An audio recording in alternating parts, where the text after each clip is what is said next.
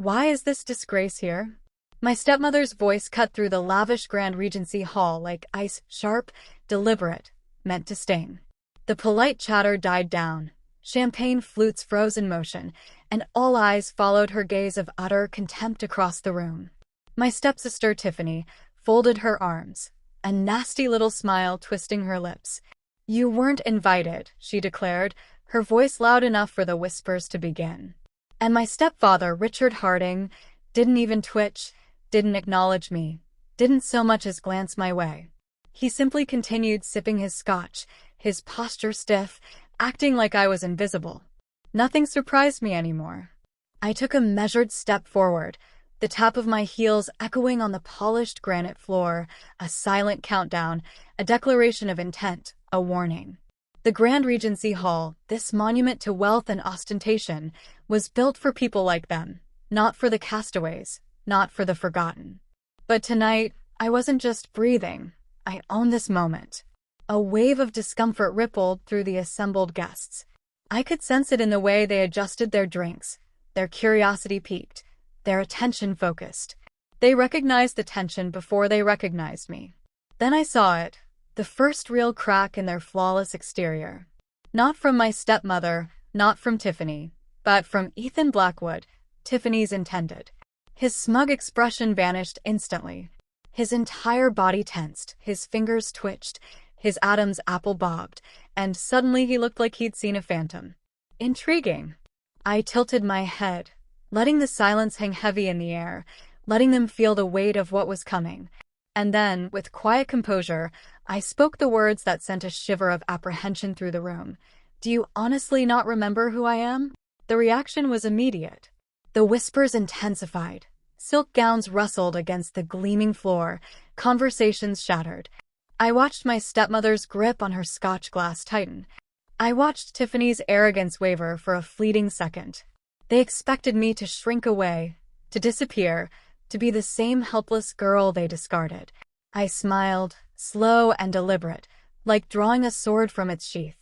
"My name is Olivia Harding," and just like that, their carefully constructed world began to fall apart. The biting wind that night still felt real, how it seeped into my very core, numbing my fingers, stinging my skin. It wasn't just the weather. It was the crushing weight of abandonment, the stark realization of my utter solitude. Richard Harding, my stepfather, stood in the doorway of their sprawling mansion, arms crossed, his face an emotionless mask. Behind him, my stepmother, Eleanor, didn't even bother to look my way. She continued sipping her brandy, staring right through me as if I were already a ghost. And then there was Tiffany, my stepsister, the favored one, standing just behind them, bathed in the warm glow of the house, smirking as if this were no more than a minor inconvenience. "You're nothing but trouble," my stepmother had said, her voice cold, detached, "a waste of my time, a drain on our resources." I wanted to scream, to fight back, to beg, but I already knew how this story would end. "Enough, Olivia," my stepfather had interrupted, his voice as frigid as the winter air. "You're an adult now. Sort it out."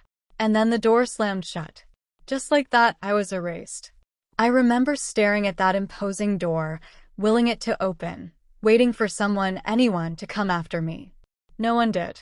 The wind howled through the deserted streets as I hugged my thin coat tighter, my entire existence reduced to the $15 and change in my pocket and the clothes on my back. For 3 nights, I slept behind Sal's diner, huddled near the overflowing bins where the meager warmth from the kitchen barely kept me from freezing. Hunger gnawed at my stomach.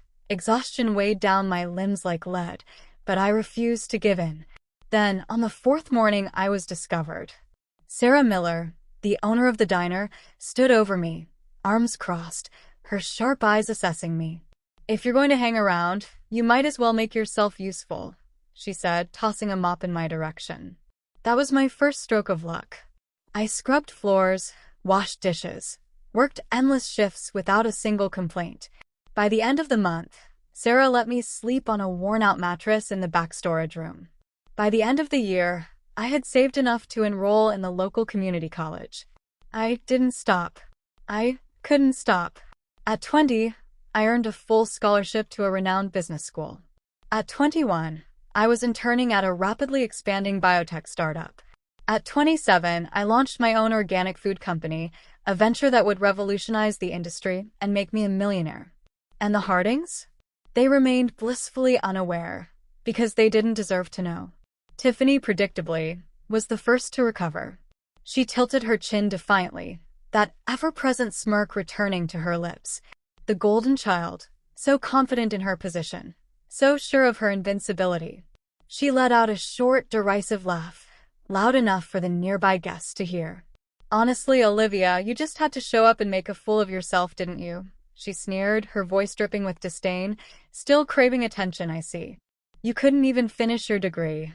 And now you're trying to what? Ruin my engagement party and cause a scene." I offered a slow, deliberate smile. "Oh," I mused, tilting my head slightly. "Is that what they told you?" For the first time, I saw the slightest hint of doubt in her eyes. I reached into my evening bag and withdrew a neatly folded document. I took my time unfolding it, allowing the tension to build, letting the significance of the moment settle over her. Then I held it up, just enough for Ethan, standing rigidly beside her, to see. His eyes scanned the page, and the color drained from his face. "What is this?" His voice was low, but there was an undercurrent of something dangerous. Tiffany shifted uncomfortably beside him, her fingers clenching. "Oh, please, she's just making things up." "It's your academic transcript," I said smoothly, "the one that shows you never actually completed medical school." A low murmur rippled through the nearby guests. Ethan remained still, his gaze fixed on the document as if he couldn't quite believe what he was reading. His jaw tightened, his fingers flexing at his sides. He knew it was real. Tiffany's eyes darted between us, a flicker of panic in her expression. Then she laughed, not a genuine laugh, but a loud, theatrical one. She threw her head back as if it were the most hilarious thing she'd ever heard. "This is ridiculous," she scoffed, shaking her head. "You show up here with some fabricated paper and think you can destroy my engagement? Honestly, Olivia, I should be flattered. I mean, it's obvious you're just jealous. Look at me, look at my life. I have everything you don't. A successful fiancé, a loving family, a bright future." I didn't react. Instead, I took another step closer, my voice calm and steady. "If I'm so insignificant," I murmured, "why do you look so afraid?" Her smirk wavered for a split second, but I saw it. Ethan saw it too. His grip tightened on the document. "Tiffany," he said slowly, his voice cold, "tell me this isn't true." She scoffed again, but there was a sharp edge to it now, a brittle quality that hadn't been there before. "Oh my God, Ethan, you're actually believing her? You know what she's like. She twists things, she lies, just to make herself feel important." "Lies," I interjected smoothly. "How interesting, because I have more." The tension in the room crackled like static electricity. Eleanor stepped forward now, ever the strategist, ever the cold, calculating matriarch.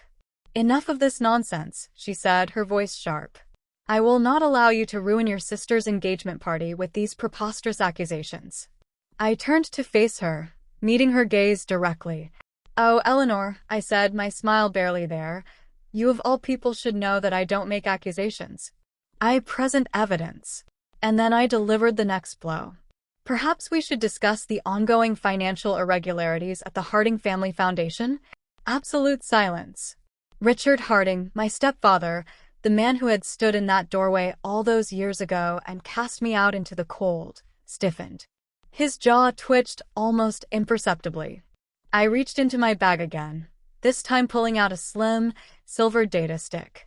I turned it over in my fingers, watching as understanding dawned in his eyes. "I have bank records," I continued, my voice light, almost conversational, "emails, legal correspondence, irrefutable proof that your esteemed family foundation has been involved in fraudulent activities for years." Tiffany gasped sharply. Eleanor's fingers tightened around the stem of her brandy glass. Richard paled visibly. The murmur among the guests grew louder, whispers escalating into hushed gasps. "That's absurd," Richard said finally, his voice low and strained. "You have no idea what you're talking about." I took a slow step closer, lowering my voice just enough for only him to hear. You didn't think anyone would ever uncover it, did you? He flinched. For the first time in my life, Richard Harding looked genuinely afraid. Dr. Evans stepped forward, his face flushed with anger, his hands clenched into fists at his sides. The once composed and respected director of the foundation now looked like a man who had just realized he'd been thoroughly duped. His voice cut through the stunned silence like a knife. "You assured me she had her qualifications," he said, his sharp gaze fixed on Richard. "You vouched for her. You guaranteed her credentials were legitimate." Eleanor, ever the mistress of deception, straightened her shoulders, forcing a smile that didn't quite reach her eyes. "Dr. Evans, there seems to be some misunderstanding. Whatever my daughter may or may not have done, she never graduated," I stated, my voice calm and unwavering. "She never even came close." Ethan hadn't moved. He was still staring at the document in his hands, his knuckles white, his breathing shallow. Finally, he let out a slow, measured breath and turned to Tiffany. His voice was eerily quiet. "Tell me this isn't true." Tiffany didn't respond. Ethan's face hardened, his fingers tightening around the engagement band on his hand. "I defended you," he muttered, his voice barely audible. "I trusted you. And all this time you were just—" He cut himself off with a harsh, bitter laugh. Then, without another word, he yanked the ring from his finger and flung it at her feet. The metallic clink against the polished floor echoed through the stunned silence. Tiffany made a choked sound, reaching for his arm, but Ethan recoiled, disgust contorting his features. "Don't," he snapped, his voice filled with raw betrayal. Eleanor's eyes widened, and she lunged forward, her voice dropping into a pleading tone, laced with the kind of practiced manipulation she had perfected over the years. "Ethan, darling, let's be reasonable. You and Tiffany are meant to be together. A few mistakes don't change that." Ethan shook his head, his expression filled with something dangerously close to pity. "You don't understand, do you? It's not just one mistake. It's everything. Every word, every lie, every deception." He turned to look at me then, his gaze unreadable. She was right. Eleanor blinked, momentarily speechless, and for the first time, genuine desperation flickered in her eyes. But I wasn't finished yet. I exhaled slowly, deliberately, letting the weight of the moment settle before I delivered the final blow. "You've also been using my social security number for fraudulent tax returns for the past decade." The room erupted. Eleanor gasped. Richard's face turned ashen. The whispers around the hall turned into a cacophony of shocked murmurs. "That's a lie," Richard roared, his voice trembling. I smiled faintly. "Is it?" I pulled a second data stick from my bag, holding it between two fingers. "Because I recently had my credit report checked." Imagine my surprise when I discovered that someone had been filing fraudulent tax returns under my name. Someone who just happens to be associated with a certain family foundation. Dr. Evans turned sharply to his assistant. "Call the legal team immediately." Richard lunged forward, but security was already intervening, the impact of my words crashing over him like a tidal wave. His composure shattered completely. "You think you're better than us?" he bellowed, his voice frantic, unhinged.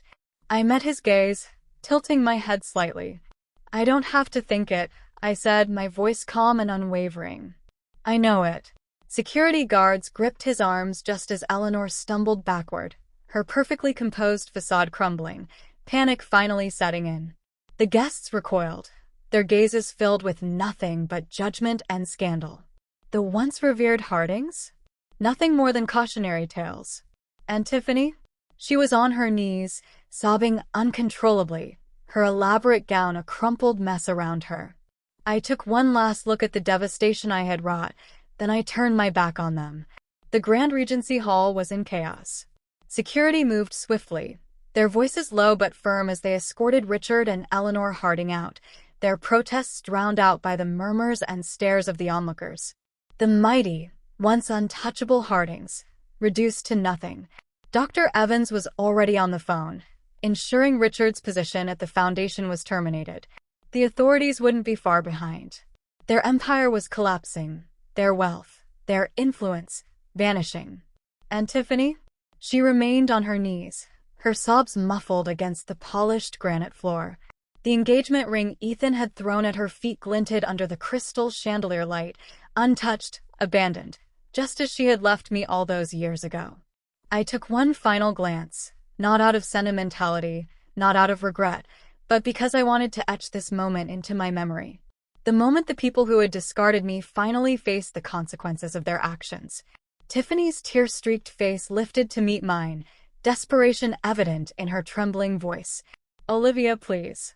The plea I once would have desperately longed to hear, the one I would have clung to with all my might. But that girl, the one who craved their acceptance, their love, had died in the cold the night they slammed that door shut. I tilted my head, considering for a moment, then offered a faint smile. "You never cared about me," I murmured, my voice soft and final, "and now I don't care about you." Her lips quivered, a fresh sob threatening to escape, but I didn't wait to hear it. I turned, stepping over the shattered remnants of their perfect little world, and walked away. Outside, the air was crisp and clean, like the first breath after escaping a burning building. The city buzzed in the distance, oblivious to the upheaval I had just caused. And Daniel was waiting. He didn't speak at first, simply watched me, his dark eyes assessing. He didn't ask if I was okay, he already knew. Instead, he raised an eyebrow, a slight smile playing on his lips. "So, victory cake?" I blinked, surprised. Then a genuine laugh bubbled up from within me, a laugh I hadn't felt in years. "Yes," I said, still smiling, "let's get victory cake." Because revenge wasn't the goal. Freedom was. And now I am finally, completely free.